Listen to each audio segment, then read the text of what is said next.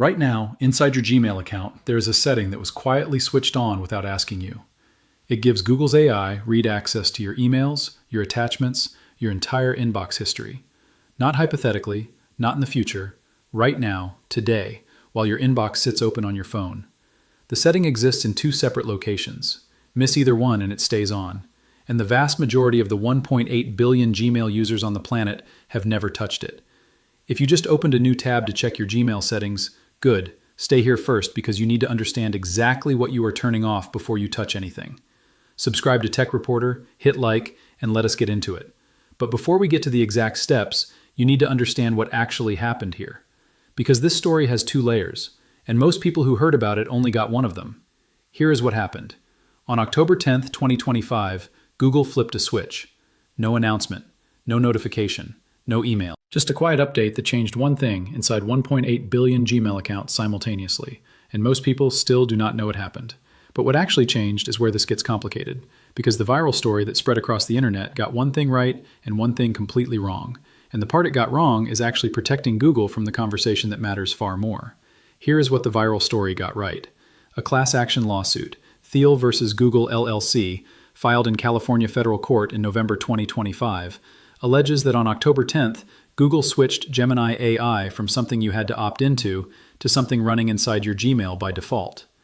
The lawsuit claims Gemini was given access to the entire recorded history of your private communications, every email, every attachment, ever sent or received, financial records, medical documents, your political affiliations, your religious beliefs, the identities of your children. All of it, according to the complaint, now within reach of an AI system you never agreed to turn on.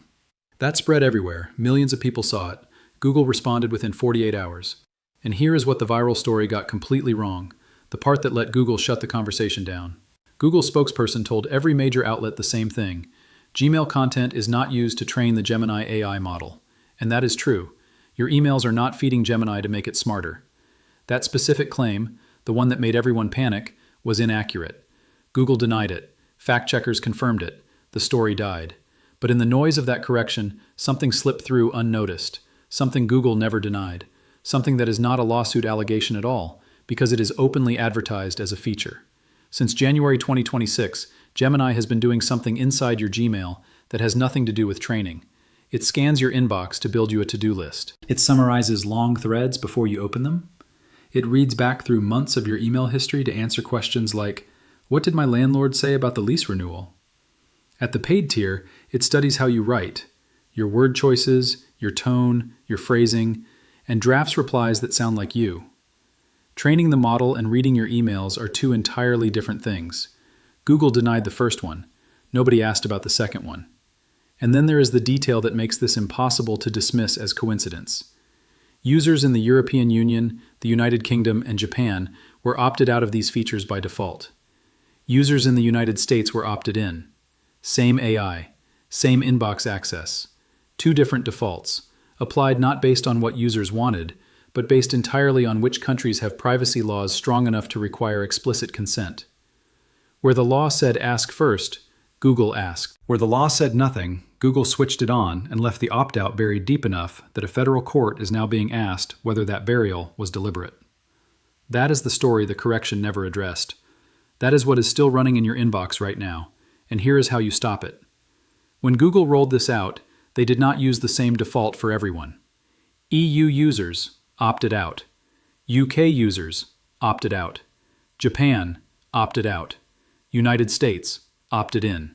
Same AI, same inbox, same company. Different defaults depending on where you live. Why? Europe's GDPR forces Google to ask permission before touching private communications.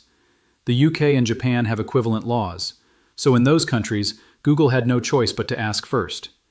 America has no such law, so Google did not ask. Your privacy protection was not determined by what you wanted. It was determined by whether your government forced Google to care about what you wanted. But here's the part that a federal court is now specifically examining.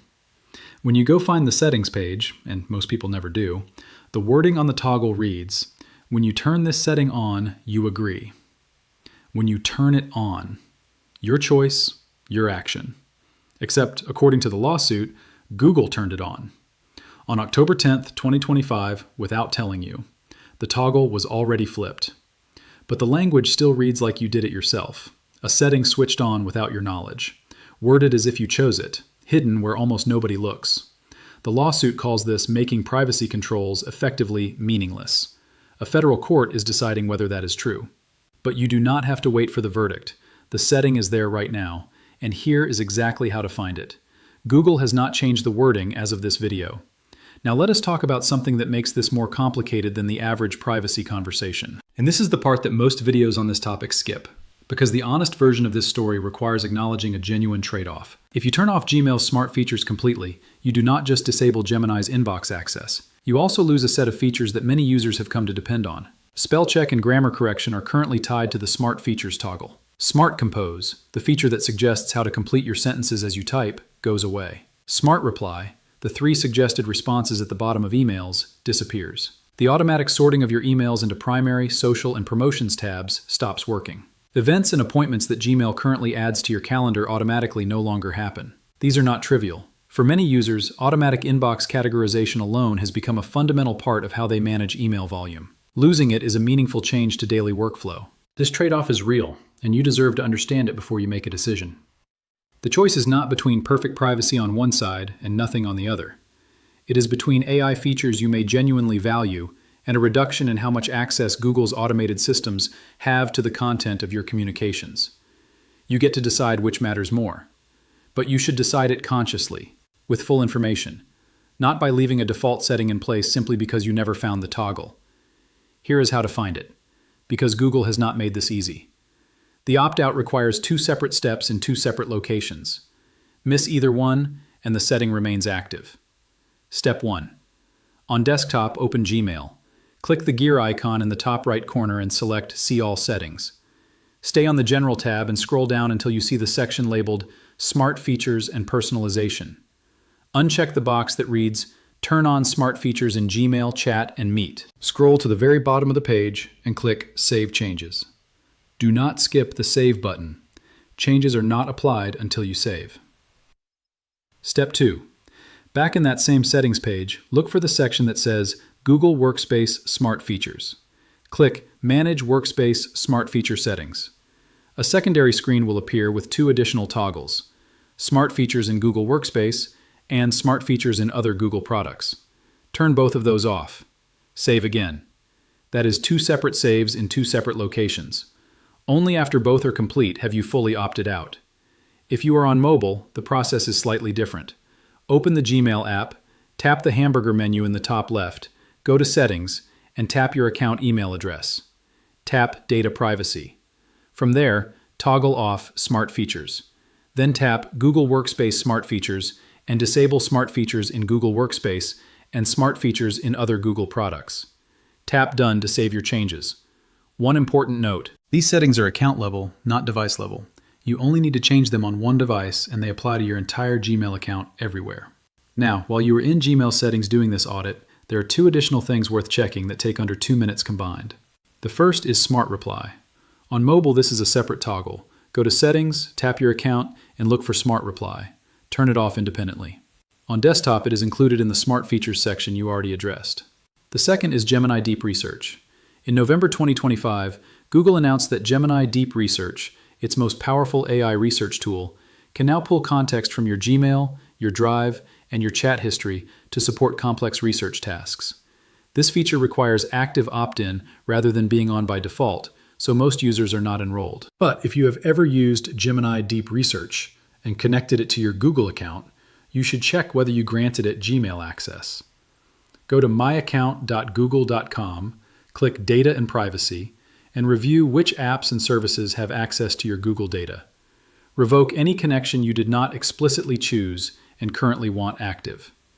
Here is the broader context that all of this fits into. Gmail has 1.8 billion active users. It is the world's most widely used email platform by a significant margin. And email is not an ordinary data source. It is the most personal form of written communication most people engage in daily. Your inbox contains medical correspondence, financial documents, employment records, messages about your children, your relationships, your fears, and your plans. The things you write to your closest people because email feels private in a way that a social media post does not. The argument that automated systems are reading those emails for feature purposes rather than for training an AI model is a real and meaningful distinction. Google has been consistent on that point, and it should be reported accurately. But the distinction between scanning for features and scanning for training is a policy boundary, not a technical one. The automated access is present either way. The content is being processed either way.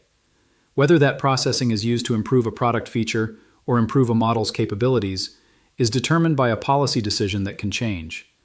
The question is not whether Google is behaving badly in a legal sense right now. The question is whether the default state of your email account, determined by where you live rather than what you chose, reflects what you would actually want if you understood it fully. For users in the EU, the law defaulted to privacy. For users in the US, the default was the other direction. The opt-out exists. It works. It takes 4 minutes, but it requires finding a setting in 2 separate locations, buried deep enough in Gmail's settings that a California federal court is now being asked to evaluate whether making the opt-out this difficult constitutes deception under state privacy law. Go do it now. Open Gmail, click the gear icon, see all settings, General tab, Smart Features and Personalization, uncheck it, save changes. Then go to Google Workspace Smart Features. Turn off both toggles there. Save again. Then on mobile, confirm the same settings are reflected under data privacy in your Gmail app settings. 4 minutes, 2 locations, both saves required.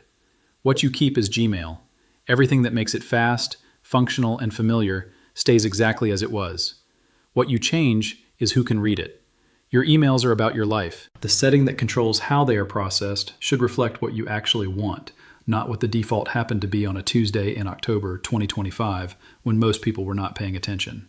Now you are paying attention. Go fix it. If this video just showed you a setting you did not know existed, hit like so more people find it, and subscribe to Tech Reporter. Every week we find the things sitting inside your accounts and devices that nobody warned you about, and we show you exactly what to do about them. See you in the next one.